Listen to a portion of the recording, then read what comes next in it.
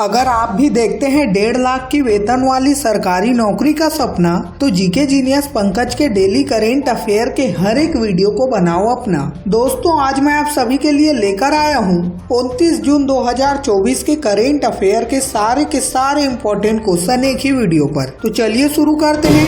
आज का पहला सवाल आप सभी के स्क्रीन पर है। हाल ही में खबरों में रहा मोंगला पोर्ट किस देश में स्थित है? ऑप्शन है बांग्लादेश, म्यांमार, श्रीलंका या फिर भारत। अगर आपको इस सवाल का सही जवाब पता हो तो हमारे कमेंट बॉक्स में इसका उत्तर जरूर बताइएगा, और अगर न भी पता हो तो तुक्का लगाइएगा।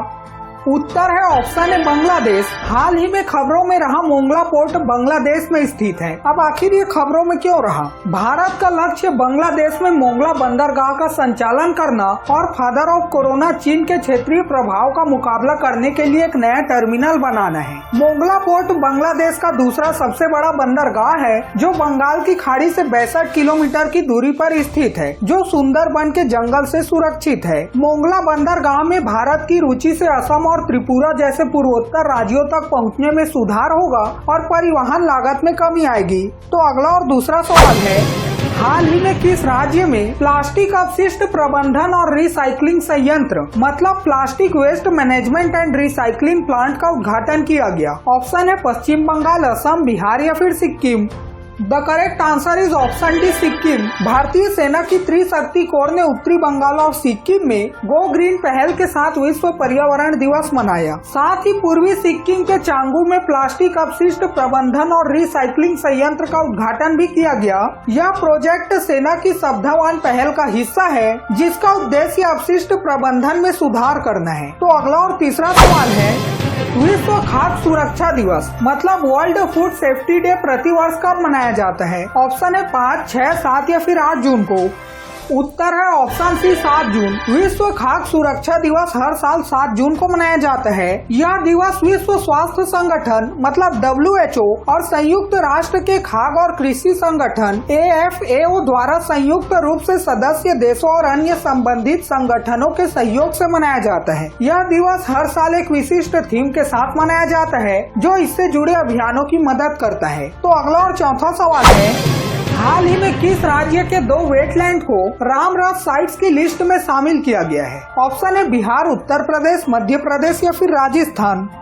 उत्तर है ऑप्शन है बिहार। भारत में रामसर सम्मेलन के तहत नागी और नकटी पक्षी अभ्यारण्यों को अंतर्राष्ट्रीय महत्व के अपने नए अर्धभूमि घोषित किया गया है। ये अर्धभूमि क्षेत्र बिहार के जमुई जिले में झाझा वन क्षेत्र के भीतर स्थित है। इसके साथ ही भारत में रामसर साइट्स की संख्या बढ़कर 82 हो गई है। भारत अब रामसर साइटों के मामले में चीन के साथ संयुक्त रूप से तीसरे स्थान पर पहुँच गया है। यूनाइटेड किंगडम UK 175 साइट्स के साथ इस लिस्ट में टॉप पर है। तो अगला और पांचवा सवाल है, भारत हेवी इलेक्ट्रिकल्स लिमिटेड ने किस कंपनी से एक थर्मल पावर प्रोजेक्ट का ऑर्डर हासिल किया है? ऑप्शन है Adani power limited, Reliance power, Adani green या फिर Tata power.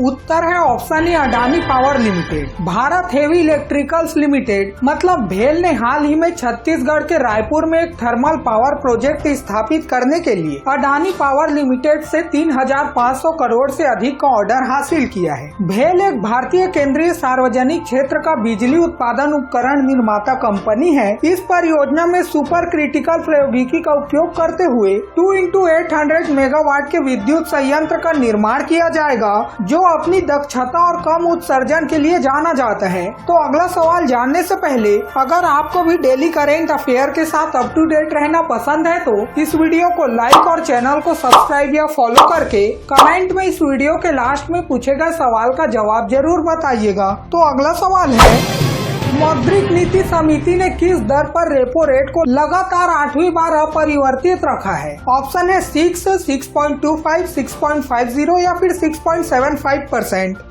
The correct answer is option c, 6.5%। भारतीय रिजर्व बैंक की मौद्रिक नीति समिति मतलब MPC ने लोकसभा चुनाव 2024 के बाद अपनी पहली बैठक में रेपो रेट को 6.5% पर अपरिवर्तित रखा है। RBI ने अपनी जून 2024 की बैठक में लगातार 8वीं बार प्रमुख दर को बरकरार रखने का फैसला किया।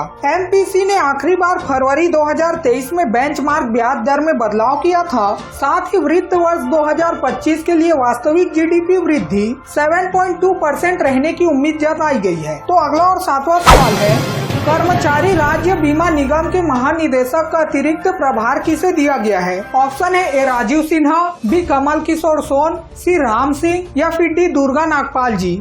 उत्तर है option B Kamal Kishore Son. Jharkhand cadre के 1998 बैच के वरिष्ठ आईएएस अधिकारी कमल किशोर सोन को कर्मचारी राज्य बीमा निगम के महानिदेशक का अतिरिक्त प्रभार दिया गया है। कमल किशोर सोन जी वर्तमान में श्रम और रोजगार मंत्रालय में अतिरिक्त सचिव और महानिदेशक श्रम कल्याण के रूप में कार्यरत हैं।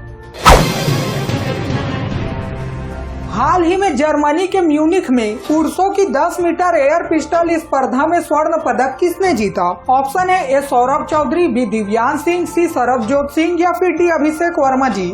उत्तर है ऑप्शन सी सरबजोत सिंह। सरबजोत सिंह ने 31 मई से 8 जून 2024 तक जर्मनी के म्यूनिख में आयोजित ISSF विश्व कप में भारत को पहला पदक दिलाया। उन्होंने पुरुषों की 10 मीटर एयर पिस्टल स्पर्धा में 242.7 अंक हासिल कर स्वर्ण पदक जीता। इसके साथ ही फादर ऑफ कोरोना चाइना के सुआई होंग बू ने रजत पदक और जर्मनी के रॉबिन वाल्टर ने कांस्य पदक जीता। सिफत कौर समरा ने महिलाओं की 50 मीटर राइफल स्पर्धा में कांस्य पदक जीता। भारत 2 पदकों के साथ पदक तालिका में तीसरे स्थान पर रहा।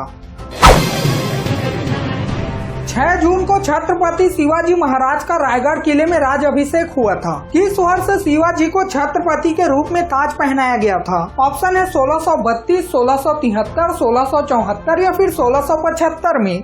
उत्तर है ऑप्शन सी 1674। 6 जून 1674 को शिवाजी महाराज का राज अभिषेक रायगढ़ किले में हुआ, जो मराठा साम्राज्य की राजधानी थी। रायगढ़ किला मुंबई से लगभग 170 किलोमीटर दूर है। शिवाजी भोसले प्रथम, जिन्हें आमतौर पर छत्रपति शिवाजी के नाम से भी जाना जाता है, एक भारतीय सम्राट और मराठा भोसले वंश के सदस्य थे। मराठा साम्राज्य की स्थापना तब हुई जब शिवाजी ने बीजापुर की लुप्त होती आदि शाही सल्तनत से एक अलग क्षेत्र बनाया।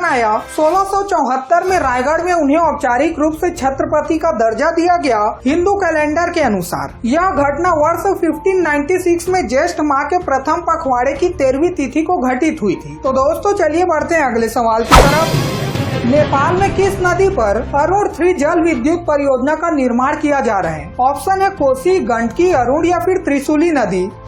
उत्तर है ऑप्शन सी अरुण नदी। बजर बजने के कारण आज की प्रश्नोत्तरी यहीं पर समाप्त करनी पड़ेगी।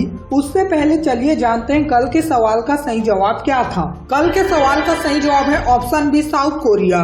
कोरिया एरो स्पेस एजेंसी मतलब कासा दक्षिण कोरिया की एक स्पेस एजेंसी है। तो दोस्तों चलिए देखते हैं आज का सवाल क्या है।